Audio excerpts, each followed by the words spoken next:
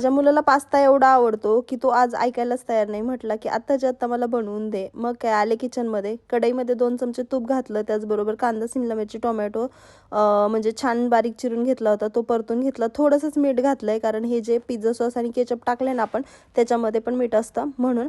त्याचबरोबर इथं आता थोडंसं चिली फ्लेक्स, हा पास्ता मसाला, तर हा कुठेही मिळून जाईन, पास्ता सिझनिंग किंवा मिक्स हब ऑरिगॅनो असेल तर तेही घालू शकता. बॉइल्ड पास्ता टाकलेला आहे, छान अगोदरच उकळून घेतला मी एका साईडला आणि ह्याच्यामध्ये घातला. मस्त असं मिक्स केलं. आता मुलाचा अजून हट्ट की चीज खूप सारं टाक.